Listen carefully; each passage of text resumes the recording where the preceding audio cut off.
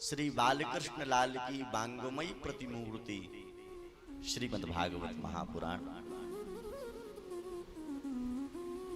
ऐसी पावन कथा जिसको विगत हम 2 दिन से श्रवण कर रहे हैं और आज तीसरे दिन की कथा में सभी लोग एकत्रित होकर के बैठे हैं।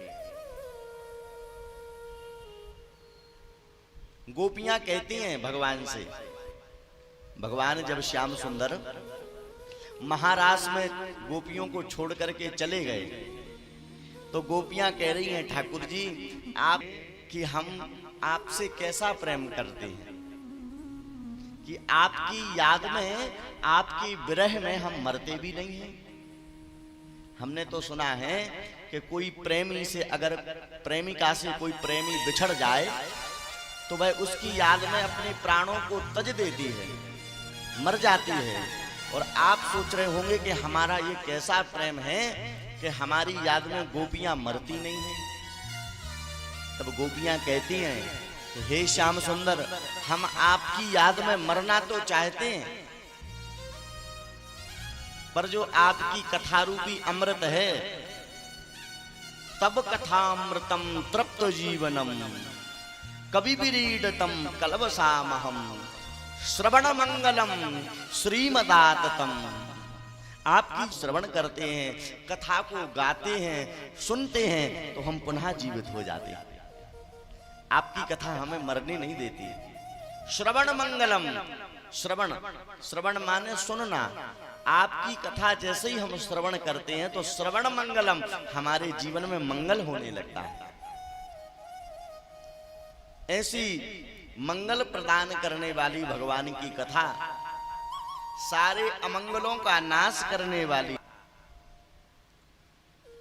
ऐसी पावन कथा को हम सभी लोग हाथ जोड़ करके प्रणाम करें और कथा सुनने के लिए आप सभी भक्त पधारे, जिसमें हमारी भक्तिमती शक्तिमती माताएं, हमारे सभी छोटे बड़े भाई बहन, हमारे सभी बुजुर्ग लोग, इस कथा के मुख्य यजमान, उनकी धर्मपत्नी, उनका सारा परिवार, हमारे सभी संगीत के कलाकार, आचार्यगण और आप सभी दूर से पधारे श्रोताजन, आप सभी के हृदय मंदिर में विराजे हमारे आराध्य श्री राधा माधव श्री राधे श्याम के चरणों में व्यासपीठ से कोटि कोटि प्रणाम। श्री राम मैं सब जग जानी, करहूं प्रणाम जोर जोग पानी। सबके अंदर भगवान विराजे हैं और उन्हीं भगवान की कथा सुनने के लिए आप यहां पर विराजे। मैंने एक दिन और कहा था कथा में कि भगवान की कथा भगवान ही सुनते हैं और भगवान ही सुनाते हैं। भगवान की कथा भगवान ही श्रवण करते हैं और भगवान ही सुनाते हैं। मनुष्यों को कहाँ कथा अच्छी लगती है? मनुष्यों को तो दूसरों की चुगली, निंदा ये ज्यादा अच्छी लगती है। पर जो भगवान के भक्त होते हैं, भगवान की कृपा जिनके ऊपर होती है, उनको भगवान की कथा अच्छी लगती है। कल की कथा में आप सभी लोगों ने बड़े ही भाव से श्री सुखदेव जी महाराज और श्री परीक्षित जी महाराज के जन्म की कथा सुनी है और सुखदेव और परीक्षित जी का मिलन हुआ है।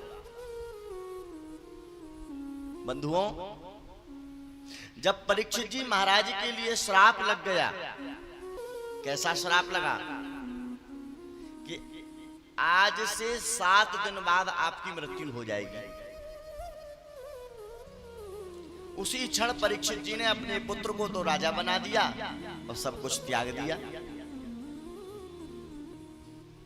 और यमुना जी के तट पर पहुंचे हैं और वहां पर श्री व्यास नंदन, द्वैपायन नंदन श्री सुखदेव जी महाराज का मिलन हुआ। तत्रा भवत भगवान व्यास पुत्रो, कौन मिले हैं? तत्राभवत भगवान व्यास पुत्रो। क्या किया? भगवान व्यास के पुत्र मिले और वो कह रहे हैं परीक्षित चिंता मत करो, जल्दी मरने वाले व्यक्ति का उपाय क्या है वो है हम आपको बताएंगे। श्री सुखदेव जी महाराज कोई साधारण महात्मा नहीं है, परमहंस है। परमहंस वीतराग हैं और श्री परीक्षित जी महाराज ने उनके चरणों में प्रणाम करके उन्हें दिव्य आसन दिया है और उनसे पूछा महाराज जल्दी मरने वाले का क्या उपाय है। इसमें भी परीक्षित जी महाराज की बुद्धिमानी है। उनको श्राप तो ये लगा था कि 7 दिन में मरना है, तो वो यही भी तो पूछ सकते थे कि 7 दिन में मरने वाले का क्या उपाय है? लेकिन उन्होंने ऐसा नहीं पूछा। उन्होंने पूछा कि जल्दी मरने वाले व्यक्ति का क्या उपाय है। जल्दी तो हम भी मर सकते हैं, आप भी मर सकते हो। ध्यान दें, मृत्यु का कोई भरोसा नहीं। हम अभी यहाँ सुना रहे हैं, 3 घंटे बाद हम आपको कथा सुना पाए इसकी क्या गारंटी है? ध्यान दें, कुछ सत्य है तो वह है मृत्यु। क्या सत्य है? मृत्यु कि आया है सो जाएगा, रंग फकीर और कोई सिंहासन चढ़ चला, कोई बंधा जंजीर। जो संसार में आया है उसका जाना निश्चित है। कोई सिंहासन पर जाता है और कोई यमराज के दूध उसको खींच करके ले जाते हैं। कई दिनों तक बीमार पड़ा रहता है, कई प्रकार की यातनाएं उसको भोगनी पड़ती हैं और कई लोग भगवान के दर्शन करते मात्र से ही चले जाते हैं।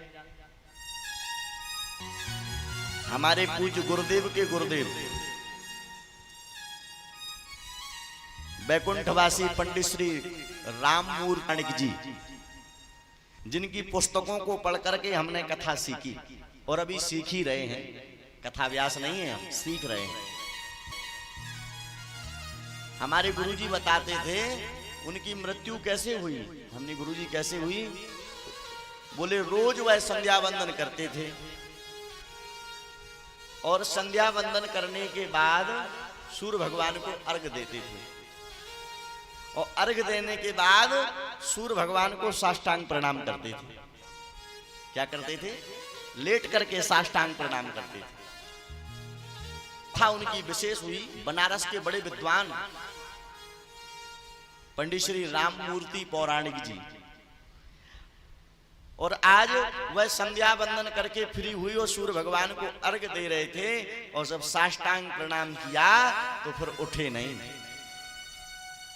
प्रणाम किया और भगवान के चरणों में ही अपने शरीर को समर्पित कर दिया।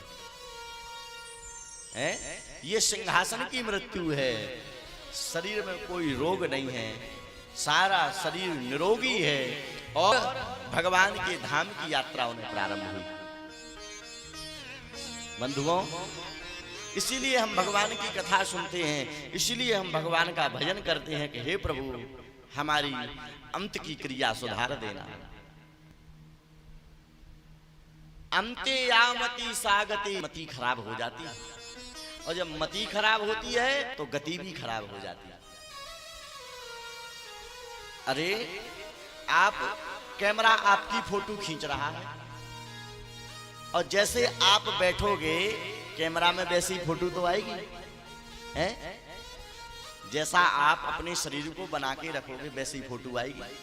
इसी समय मरते समय आपकी जैसी मति होगी वैसी ही आपकी गति होगी। ये मन बहुत चंचल है, ये मन बड़ा चंचल है, कैसे इसे समझाऊं, जितना इसे समझाऊं